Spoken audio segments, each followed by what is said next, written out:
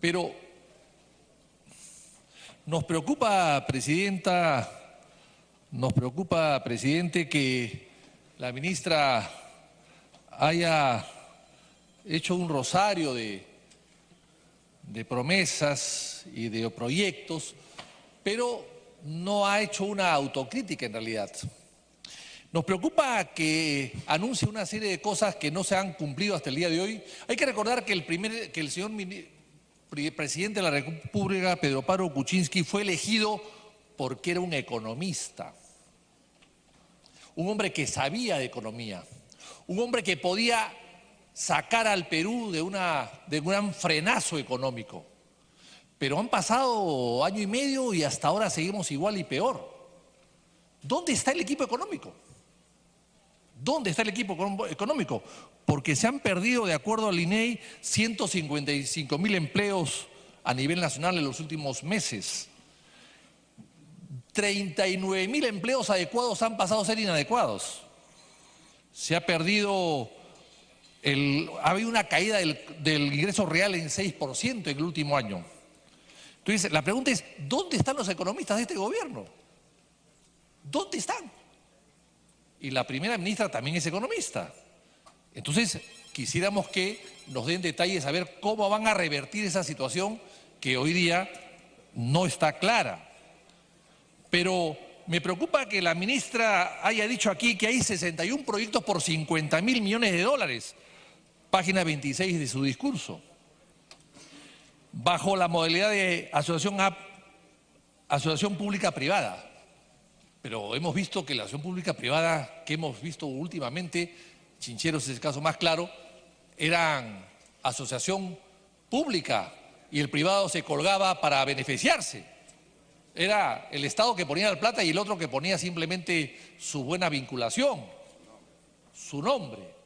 Y entonces 50.000 millones, hemos visto que con 20.000 ya estamos atorados en el caso de Odebrecht. Popeye, que era el gran sicario, brazo derecha de Escobar, después de cumplir sus condenas ha decidido, presidente, presentarse al Senado colombiano. Quiere ser senador. ¿Y qué ha dicho Popeye? Que él va a través del YouTube a través de su propaganda, conseguir financiamiento para su campaña, porque no quiere que las constructoras lo financien su campaña. No quiere que Odebrecht financie su campaña. Y ha dicho, es la nueva mafia en Colombia. ¿Y en el Perú? ¿No es la nueva mafia? ¿Y qué se dice acá de la nueva mafia? ¿Qué se dice en este mensaje de la nueva mafia? Nada, presidente. ¿Se ha dicho algo de cómo se va a evitar que la nueva mafia siga operando en el Perú? ¿O es que la nueva mafia ya acabó, no tiene contactos o raíces en el Perú para poder seguir manejando las cosas?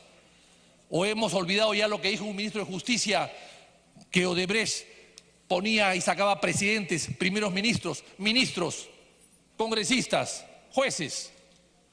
A propósito de jueces, presidente, ayer el Poder Judicial ha liberado de toda responsabilidad a un señor Salazar. Qué curioso. ¿Salazar no es el broker del Poder Judicial? ¿No es el broker del Poder Judicial? ¿Cuántos sabrá Salazar de los jueces que trataron con él las pólizas de seguro del Poder Judicial? Presidente, esta es una cosa muy grave. ¿Y qué hace el gobierno? ¿Debería liderar la lucha contra la corrupción? ¿Lo está haciendo? No lo está haciendo, presidente. Y la mejor prueba es que el propio presidente de la República, que debería venir o estar presto voluntariamente, por iniciativa propia, a declarar, no quiere declarar un tema que involucra a todos los peruanos. Puede hacerlo. La decisión es de él. Pero también se nos ha dicho la Comisión Lavallato que somos circo. Entonces, la Comisión Lavallato, el circo Lavallato le da la bienvenida a la primera ministra. ¿Qué le parece, ministra? ¿Somos un circo o no somos un circo? Entonces, yo creo que aquí hay que anotar varias cosas. ¿Quién planifica en el Perú? Porque en este discurso de la primera ministra no se habla de planificación, se habla de obras. Estas obras, 61 proyectos, ¿quiénes los han hecho? ¿Quiénes? La primera pregunta. ¿El Estado o la iniciativa privada? ¿Qué se planifica en el Perú? Como dijo acá uno de los constructores, dijo, no, las empresas constructoras cuando no tenemos trabajo, buscamos al gobierno y le transmitimos ideas para que el gobierno actúe. Claro, ¿de quién fue la idea de hacer la Intersérmica del Sur? Iniciativa privada. Las grandes obras son iniciativa privada y con un solo postor. O sea, las empresas constructoras en el Perú planifican el desarrollo del Perú. En Francia hay un ministerio de planificación. En Chile hay un departamento de obras públicas y planificación. Lo hay en todos los países, excepto en el Perú. En el Perú las empresas planifican las obras. Y por supuesto, para ganar ellas, con sus socios y con sus supervisores. ¿Dónde está la planificación? Eso es gravísimo, presidente. Acá hemos hecho una interoceánica por 4.000 millones de dólares y con esa interoceánica hubiésemos podido hacer 10 líneas de tren, igual al metro, la línea 1, el tramo 2 de la línea 1. 10 por el mismo precio. Como si no fuese necesario transporte público en una ciudad de 10 millones de habitantes, que es el tercio de la población del Perú. ¿Quién planifica todo? La iniciativa privada. ¿Dónde está el Estado? Y entonces los ministros sobran al final. Son meros tramitadores de intereses privados. Y eso es lo que queremos evitar. Y no vemos acá, presidente, que hay una solución. Va a terminar, presidente. Y para terminar, presidente, solamente quiero decir lo siguiente. El gobierno no está invirtiendo. La inversión ha bajado pública a 5.6 según el BCR, que no es enemigo del gobierno. Pero hay ministerios que han invertido solamente el 20%. Hay un ministerio que ha invertido el 0% de desarrollo e inclusión social. Hay ministerios que han invertido el que justicia, 9%, como si las cárceles sobrasen en el Perú. Entonces la pregunta es, ¿cómo van a administrar bien si no invierten bien? ¿Cómo van a bajar la presión social y cómo van a levantar la economía si no se invierte, el Estado no invierte? Se están fijando mucho en las calificadoras de riesgo. Parece que las calificadoras de riesgo manejan el Perú. Moody's, Fitch Rating, manejan el Perú. Porque claro, no hay que subir los intereses, no hay que afectar la economía y no hay que afectar la calificación del Perú. ¿O no se dan cuenta que esas calificadoras de riesgo calificaban a los bancos a todas las A posibles, bancos que después quebraron? Bancos que después quebraron. O sea, estamos guiándonos como si fuese nosotros una empresa. Entonces, presidente, para terminar, vamos a darle el voto de confianza a la ministra Arauz. Creemos que va a hacer bien su papel.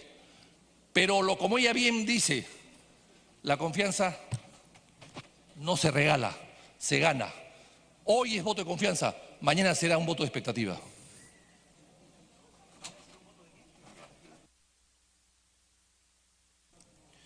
Gracias, señor congresista. Tiene la palabra el congresista César Villanueva, portavoz del Grupo Parlamentario de Alianza por el Progreso. Está por 5 minutos.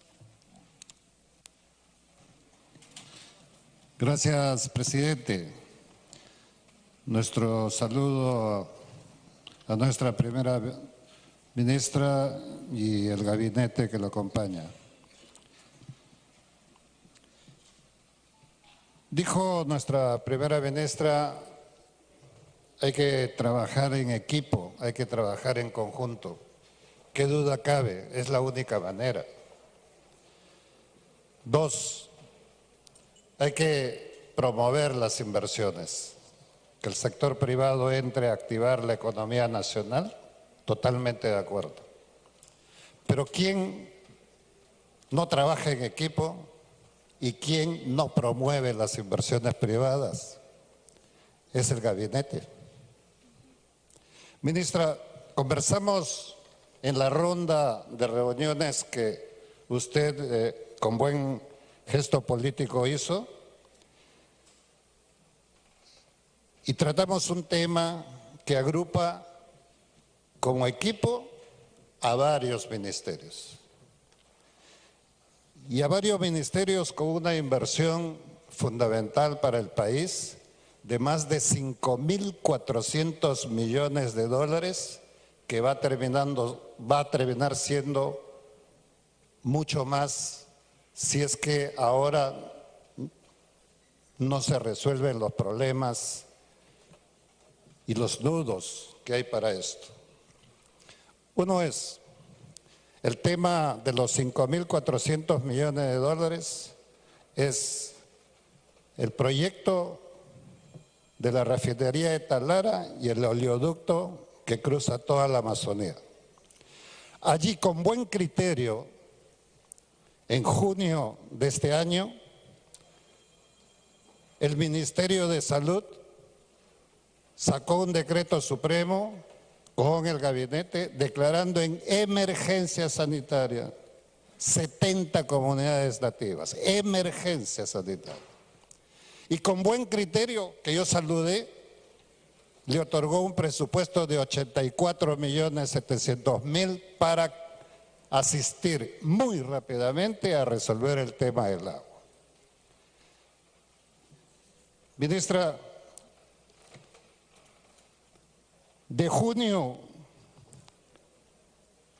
a octubre, no solamente no se ha hecho absolutamente nada, sino que en el transcurso de esos 5 meses, primera ministra, se ha dado el decreto 018, que es el de salud de emergencia. A ese decreto en septiembre, ese decreto de junio es de 84 millones de soles para asistir a los distritos de Parinari, Urarinas y Nauta.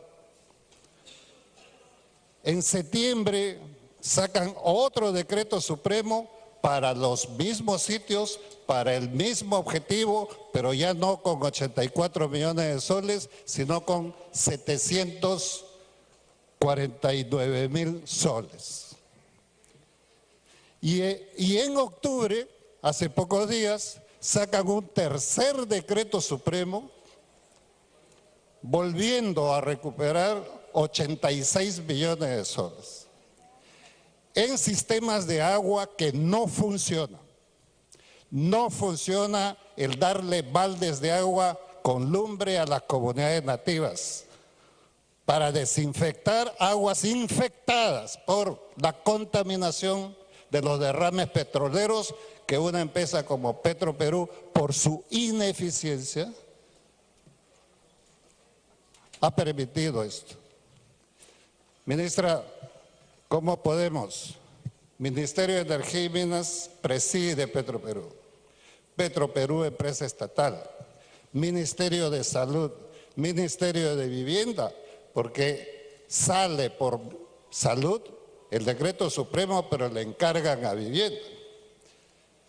Todos estos ministerios, 5 meses, no pueden resolver un problema de emergencia. ¿Y cómo en este contexto quiere la PCM reunirse con las comunidades nativas para dialogar, para resolver cuando la PCM no puede resolver los problemas? No es que las comunidades nativas se resistan a tener una explotación de petróleo, es que le hemos cambiado la vida por nuestra propia ineficiencia. Yo creo, ministra, está en sus manos resolver rápidamente eso, pero dándoles un servicio decente. 86 millones, ministro Bruce, alcanza para darle una planta pequeña por cada comunidad de las 70. Sería un insulto darles un balde de 20 litros, un poco de lumbre para que puedan desinfectar, por Dios. Y estamos hablando de mejorar la calidad de vida de nuestra gente. Primera cosa, ministra. Segunda cosa, usted dijo 2.500 operaciones en el BRAE, coca, narcotráfico. Con 2.500 operaciones, hoy día tenemos más narcotráfico. Y gastamos un promedio de 2.000 millones de soles por año en el BRAE. Y no podemos resolver el problema. La coca no se resuelve con militarización, se resuelve con desarrollo, que ciertamente tiene que haber, por cierto, un control militar. Se tiene que actuar en el problema del narcotráfico con la zanahoria y con el garrote. Pero acá estamos solamente en operativos militares y usted ha ofrecido más operativos militares que no van a resolver el problema. Hay que cambiar sustancialmente la estrategia dada en esta zona del BRAE, porque si no, obviamente, nosotros lo que estamos haciendo es una tarea de ir detrás del problema de la coca, no resolver el problema de la coca. Y finalmente, ministra, rectoría. Conversado con el ministro de Salud, un distinguido ministro que va a ver con toda inteligencia el problema de la salud, y también con el ministro de Educación. ¿Qué cosa es la rectoría? La rectoría es que el ministro es el gerente de las políticas públicas del sector. No es una persona que actúa como nombrador de personal del director regional de salud, de educación en cada uno de los sitios. No es el administrador de los hospitales en provincias. Si la centralización de ese poder fuera una solución, Lima tiene el 35% de los servicios hospitalarios en el país. Lima. Y Lima depende directamente del ministro de Salud. Si el ministro de Salud o la ministra en su momento ha podido resolver el problema, nosotros desde las regiones diríamos que centralicen todo. Pero Lima es lo más caótico en salud.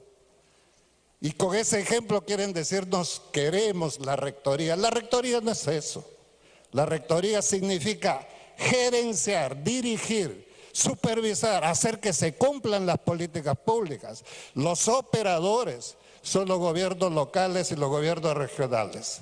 Y no es fortalecer la eficiencia del sector centralizando todo el poder. Por eso a mi distinguido amigo ministro de Salud, yo le dije a usted cómo... Diríjase a través de la mesa, voceros, por favor. De acuerdo. Como militar o como de la naval, él no va a poder manejar la fragata que está en Chimbote o en Arequipa, sino es el gran director del sector. Y lo mismo tiene que ser. Por eso, ministra, usted ha anunciado la propuesta de una ley, decreto o propuesta de una ley por la rectoría. Nosotros en Alianza para el Progreso tenemos listo una ley de rectoría porque nos preocupa la rectoría, nos preocupa la articulación de los gobiernos locales, los gobiernos regionales y el gobierno nacional. No es cada uno quien se quite el espacio, sino cómo articulamos el conjunto para trabajar, como usted dijo, juntos, no pisándonos los talones cada uno. Gracias, presidente. A usted, señor congresista, tiene la palabra el congresista Rosas, portavoz del Grupo Parlamentario Frente Amplio, está por 5 minutos.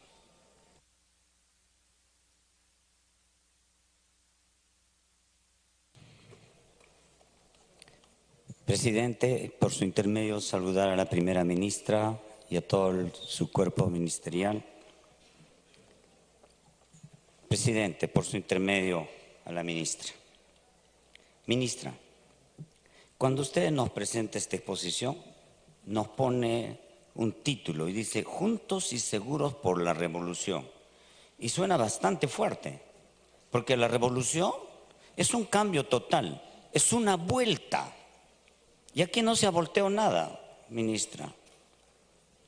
Seguimos casi igual. Y lo digo casi enfáticamente, casi igual, porque no hemos cambiado muchas cosas. Seguimos en el mismo sitio donde habíamos empezado. Estamos haciendo más de lo mismo, ministra. Y disculpe que diga con la fuerza que tengo que decir, mire, este presupuesto centralista. Hace poco hemos tenido dos problemas grandes en el país. El problema de los maestros y el problema del sector salud. Creíamos que eso había puesto en agenda como los primeros puntos. Sin embargo, no fue así. Ahora estamos discutiendo desde luego en el Congreso el presupuesto, pero eso no significa que desde el Ejecutivo se ha planteado nada menos que una propuesta centralista. Pero lo peor, que para educación cae de 18.4% a 17.5% entre el 2017 y el 2018. Para salud alcanzará al 0.34% del PBI, lejos del 0.5% ofrecido por PPK. Y miren, los maestros en este momento no pueden cobrar sus sueldos porque para completar después de la huelga, seguir dictando las clases, no les han pagado. Los maestros no tienen ahorros. Con ese miserable sueldo, ¿dónde van a tener ahorros? ¿Con qué vuelven a las escuelas? ¿Cómo vuelven a recuperar las clases? En el sector salud, los hospitales se caen. Y basta ver un sitio muy importante para el país, el INEM. Ahí no hay reactivos para los análisis de las enfermedades más fuertes que tenemos en el país, el cáncer. ¿Ya? Se ha privatizado a tal extremo de que cualquier análisis se manda a los laboratorios privados. ¿Cuesta? ¿Cuánto cuesta? Mucho más. 10, 12 veces más de lo que normalmente se hace en el hospital. Esa es la revolución social que estamos haciendo, y todavía decimos que la revolución social está firme y en marcha. ¿Firme? ¿Dónde? ¿Y en marcha? ¿Con quiénes? La revolución social se hace con la sociedad, con la gente, con los maestros, con los médicos, con los trabajadores. Con ellos se hace la revolución, no solamente con los empresarios. Yo creo que la revolución social es de los empresarios y no de los pequeños productores, no de los microproductores, ni de los medianos productores. De ellos es esta revolución social. Ahora, se viene, tan buena es la revolución que se criminaliza la protesta. Y ahí cada conflicto social se ha convertido, ¿no? Se ha criminalizado. Los maestros están siendo denunciados en este momento, ¿no? Por violentistas, por terroristas, están con procesos en cada uno de los sitios. Eso no es lo que tenemos que hacer. Lo que tenemos que hacer es luchar por el que en el lote 192 tenemos que trabajar conjuntamente, escuchando a los pueblos indígenas, escuchando a cada uno de los miembros dirigentes y a ese pueblo de las 4 cuencas que está en el lote 192. Y acá nos dicen también en la misma exposición que ahora será un gobierno responsable, sostenible y dialogante. Sin embargo, no ocurre eso. Tenemos que hacer de que ahí se tenga que, a los pueblos indígenas se les tiene que pedir su opinión. En los pueblos indígenas tenemos que decirles cómo tienen que hacerse las cosas. Tenemos que consultar previamente. ¿Por qué? Porque no nos vaya a ocurrir, primer ministra, otro segundo baguazo, ¿no? ¿Por qué? Por el desconocimiento de los derechos de los pueblos indígenas, porque no se les considera como ciudadanos, son ciudadanos de segunda categoría. Y eso no tiene que pasar de ninguna manera. Pero también nosotros queremos decirle que no se puede, aprovechando de esta situación, hay una situación terrible en el país, la corrupción. Y la corrupción en este momento, así como se está presionando desde el Ejecutivo al Legislativo, pero también desde el Legislativo se presiona. Miren los cambios que hace el fiscal. Ayer nomás había hoy, acá en la Comisión de Presupuesto. Yo en la práctica veía un... Continúe, por favor.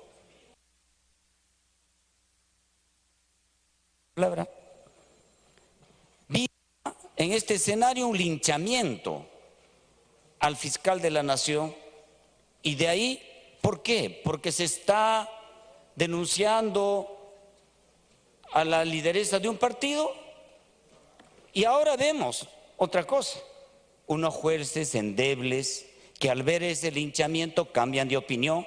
Y lo que tenemos que entender es que existen autonomía en los poderes. No puede ni el Ejecutivo, ni el Legislativo, ni el Judicial presionar a nadie. Yo creo que en función de esa autonomía podremos luchar claramente contra la corrupción y tendremos que luchar y tendremos que dar muestras de que esta corrupción no continúa. Y tiene que ser el presidente de la República quien nos dé signos de que sí se está luchando contra la corrupción.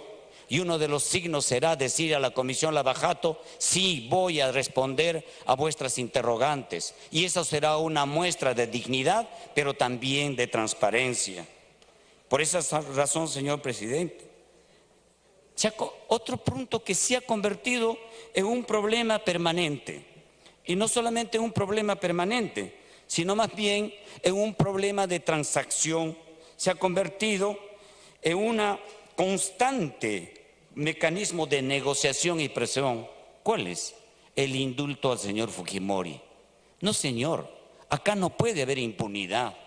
Acá tenemos que trabajar con claridad. Los que cometieron crímenes de lesa humanidad, los que cometieron actos de robo, los que cometieron, tienen que pagar sus penas, como las que estamos pidiendo para los otros sectores también.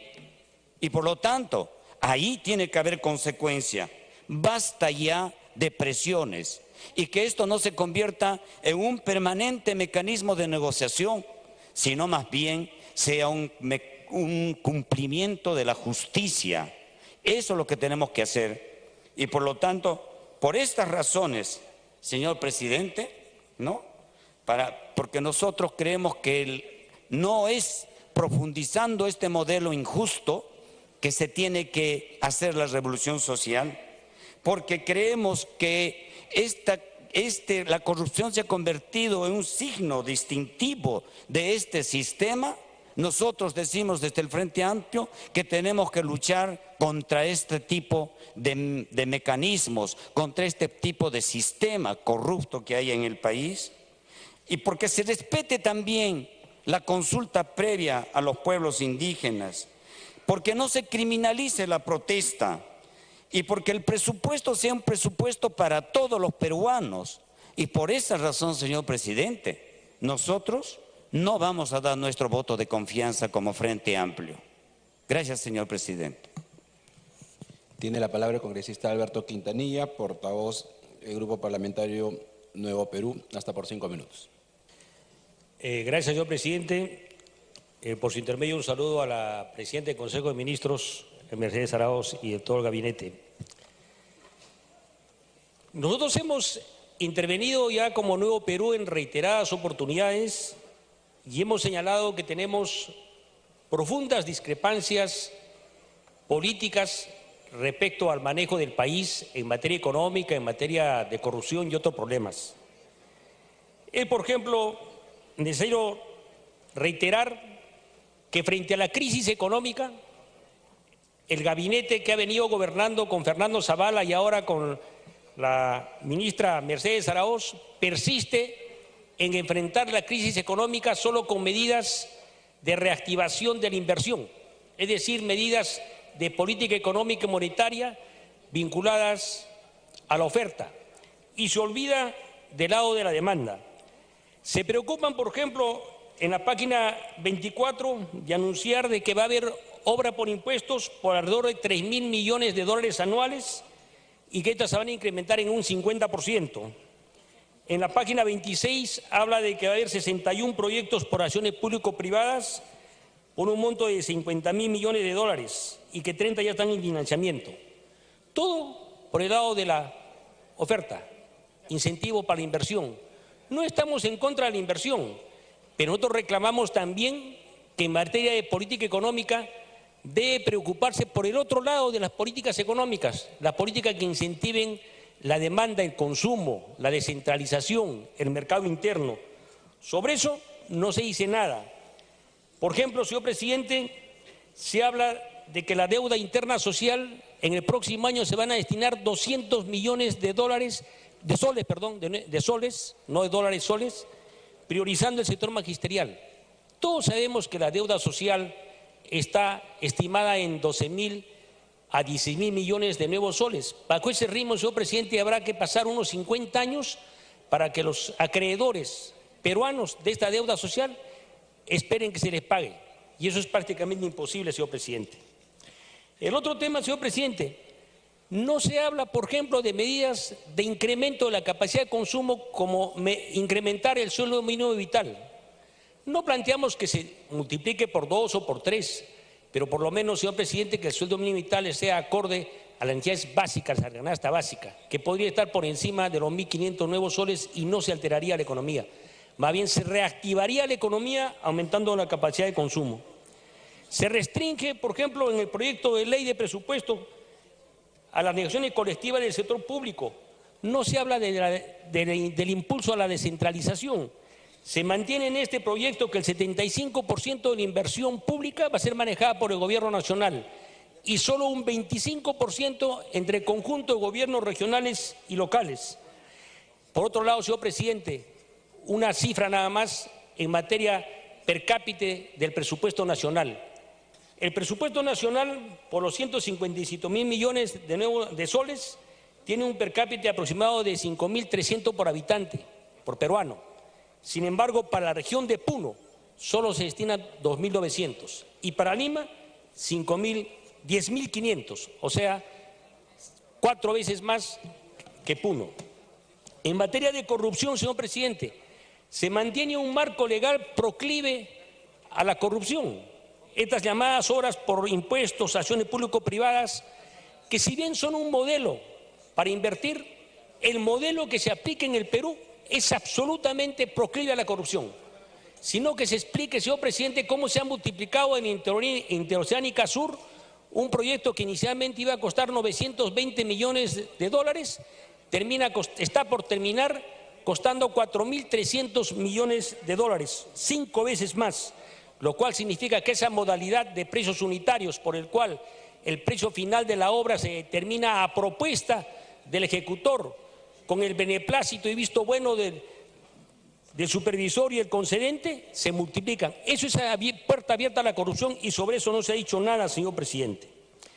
Por otro lado, señor presidente, se mantiene un marco legal constitucional en el cual el Estado está atado de manos, no puede participar en actividades empresariales solo si tiene autorización expresa del Congreso de la República por una ley y solo en forma subsidiaria y complementaria.